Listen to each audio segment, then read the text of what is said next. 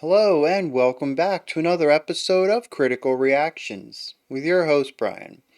We're going to wrap up this week with a special selection. This one comes at us from Liam. Absolutely no context to this, just a link. So I clicked on the link and I saw this. To say I'm curious, I think, is an understatement. That is an outfit. We're checking out the band Portal today. The song Glumurphonel. I have more questions. Let's get something answered. Let's dive into this and see what Portal is bringing to the table today. Glumurphonel.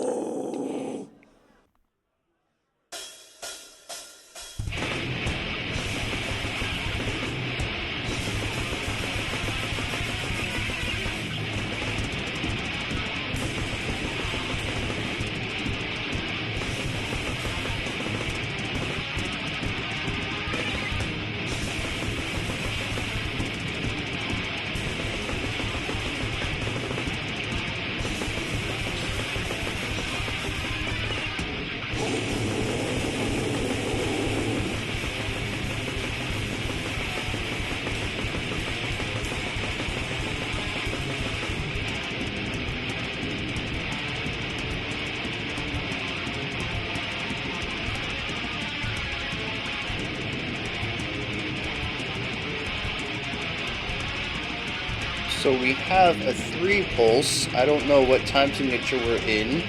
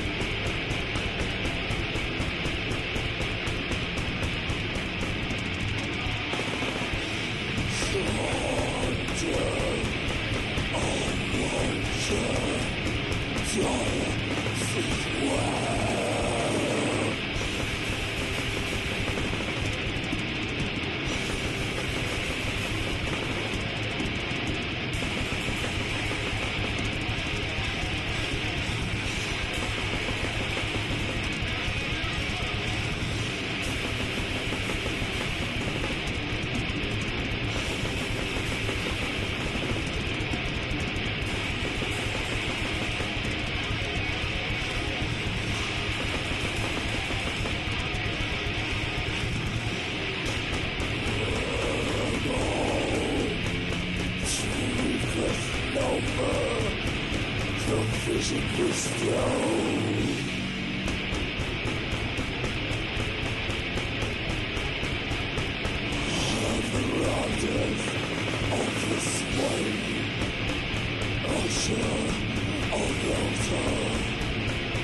It's kind of wild right here where half of our band does not beholden to time signature or tempo.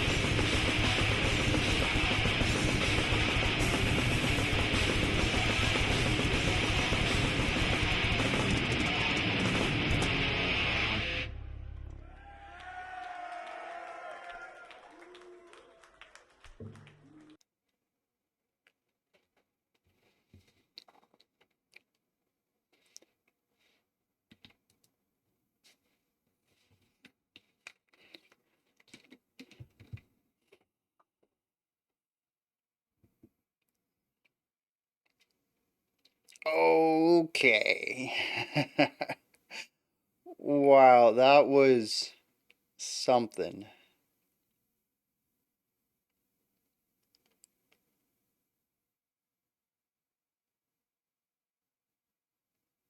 A lot of the topics I want to talk about, I feel like are going to have a negative tinge to them because in a lot of other contexts, especially contexts that I'm more familiar with, which is going to be classical and jazz, they are negative components. But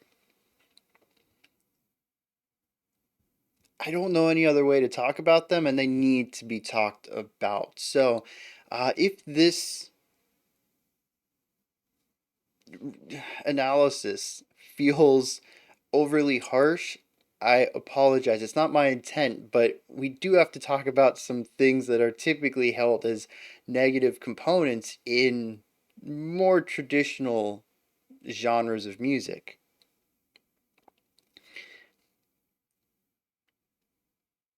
And I don't think I can start off this conversation without addressing these ideas. The first is just the sloppiness of the playing.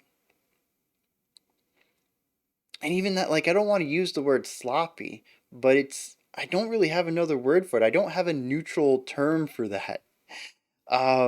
In some of those faster runs, there is an inconsistency of attack where it's possible that the fretting, the fingers aren't pushed down on the string where they need to be when the strumming hits. So we have an inconsistency of attack where sometimes we get a very clear attack of a note, and other times we don't. Um, we get little chirps and finger movements, and sometimes we strum before we've gotten there. We get sort of a muted hit out of it. There just isn't that precision with the speed. Yeah, okay, that's a bit of a neutral term, right? It's the speed of playing lacks the precision. I say lacks, that brings negativity into it. I really don't know of a neutral way to talk about this. So, obviously, what they're doing is right. They have 10,000 subscribers on YouTube. I'm sure their Spotify numbers are above that. They're playing and people are clapping for them. They're enjoying the music. Obviously, whatever they're doing is connecting with people, and I don't want to tell them they're making music wrong. That's not anything I ever want to sit up here and do. But it is the first thing that stands out to me, especially at the beginning.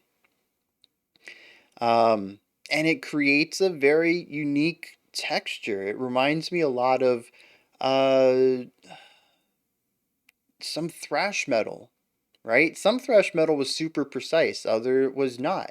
And this reminds me of an evolution of that, where we take some of the. Actually, that's what this is, isn't it? This is rough thrash metal, or imprecise thrash metal, if you want to go a little neutral with that terminology. Um, but it's paired with black metal ideas, or maybe just more extreme ideas in general. I also don't know if this is a live recording or not. I don't want to talk too much about the production, but it was very difficult to hear what was going on. Everything was kind of muted at all times. Nothing really felt like it was at a proper volume, but it still felt extremely loud. Like my volume dial is a bit lower than I would typically have for songs. But it really felt loud to me, even though everything was muted and muffled.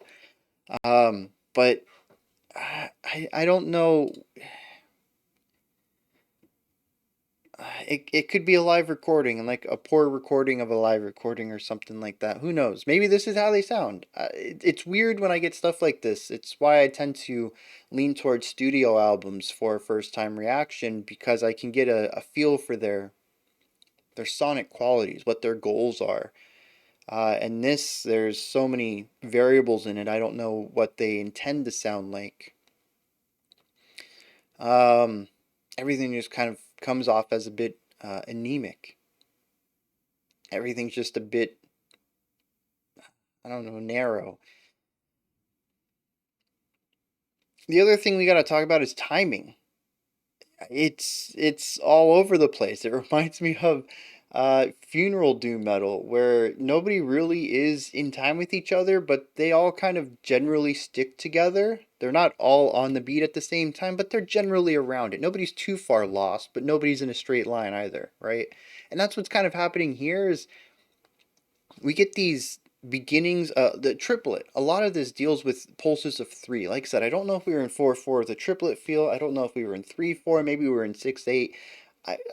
We'll get into this in a second. I just there's no way I could know, I think. But there's this very clear pulsing of three that we get throughout a lot of these sections. Um, and they all kind of mostly come together on one. Two and three are a bit fuzzy where the beats exactly are, but we all generally come back together on the one. It's that same thing like Funeral Doom. Everybody's generally in the same place, but nobody's precisely in the same place. And once again, it's that looseness, right? We had a looseness of precision. Now we have a looseness of time. Um, I think looser is a better term than sloppy, isn't it? I'm gonna stick with loose. I think that's a neutral a neutral perception.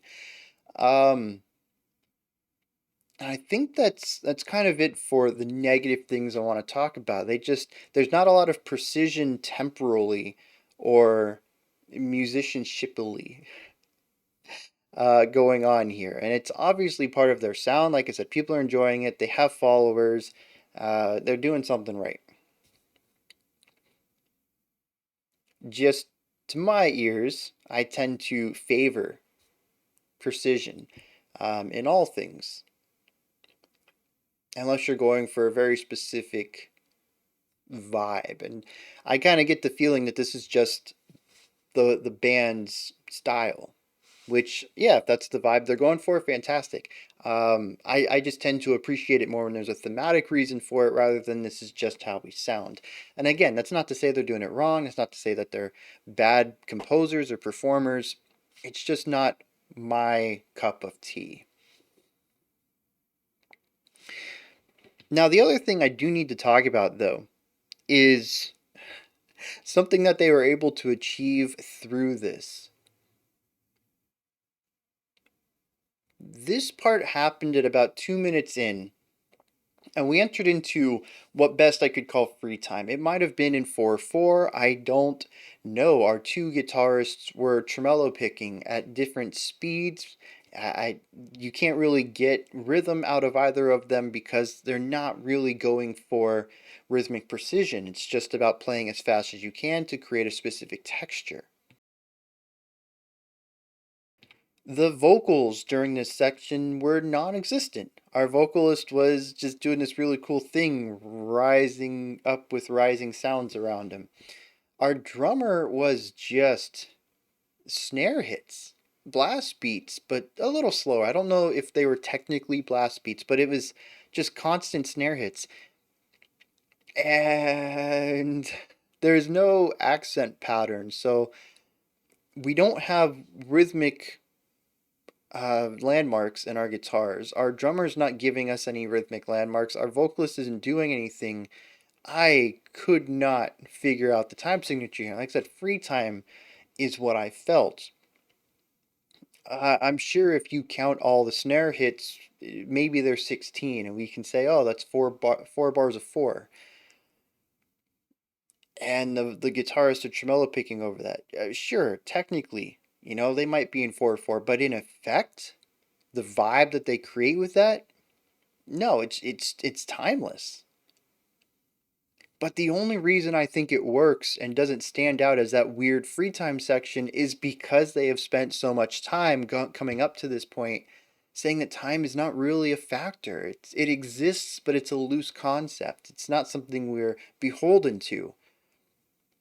So when they completely chuck it out the window, or at least give the perception of it being chucked out the window, it's really not out of place and it's really neat. Like I said, if any other band attempted this, it would stand out like a sore thumb, and here it's just another section, and it really helps with the cohesiveness and their, I don't want to say inability, their choice to play out of time with each other and to have looseness in the precision of their musicianship allows this moment to just feel like a part of the song rather than a very specific intent to do something proggy or jazzy.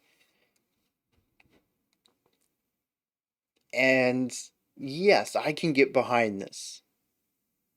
I'm not going to say I enjoyed it.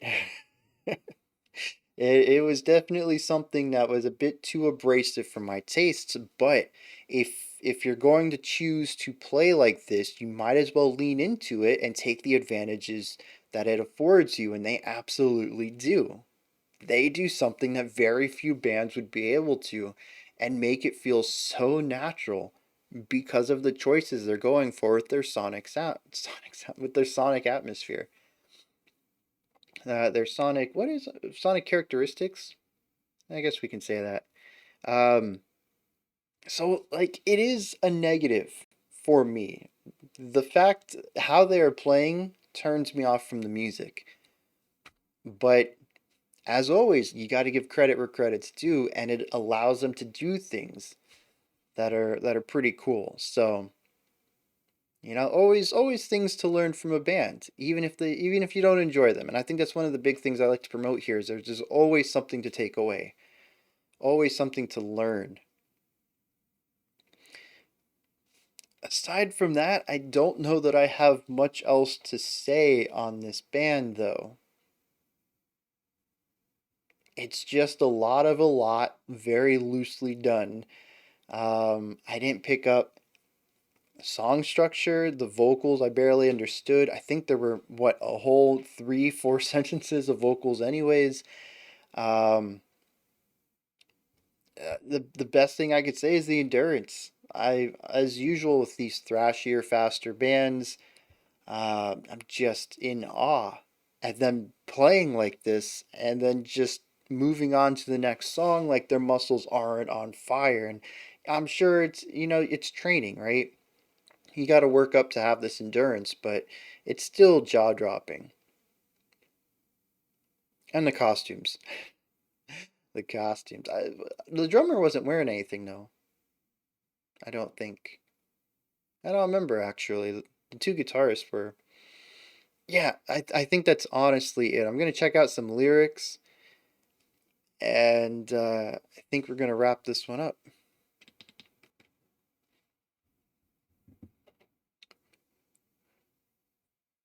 I'm just going to read this. Like I said, there aren't a lot of them. There's a lot of words in here I don't understand. Well, I don't recognize them on first look. It really doesn't do this justice. Let me see if this is legible at all if I bring this up. Um, it's a bit cramped, but I hope that's big enough.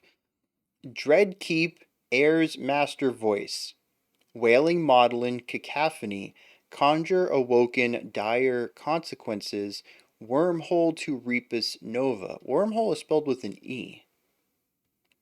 The vision bestowed apparatus of the sway with an E. Usher of Altre, siphoning the ether. Ululant piper archie vinctilians. There's just.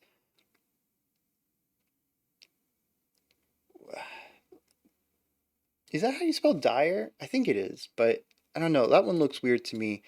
Wormhole's definitely spelled interestingly. Sway spelled interestingly. Uh, and then this final two lines, I just Piper is the only word I can get out of that makes any sense to me. Um, yeah, I've got nothing on this. It is just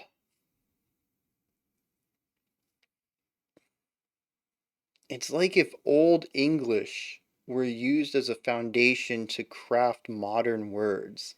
Like I highly doubt anybody was talking about a wormhole in the 1500s, but here we are with what looks to be a bit more of an oldie type of English style of spelling wormhole. We also have the vision bestowed. We don't use the anymore. Uh, and just like, what does it all mean? It almost feels like it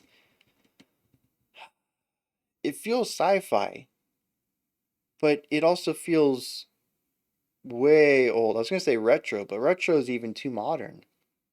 It feels historic, like historic sci-fi. Like if I don't even know, like if spaceships arrived during, medieval England times, and that's where our civilization, like a alternate reality where our civilization was skyrocketed into modern technologies and even futuristic technologies by way of passing that knowledge down from aliens, but given to medieval folk, and we kind of skipped over the industrial uh, era of history.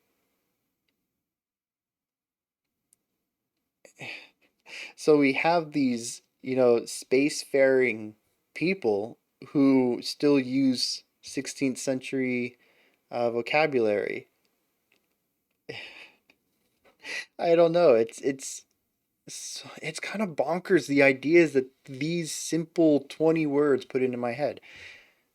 I don't know. Those are my thoughts on Glumorphonel from Portal.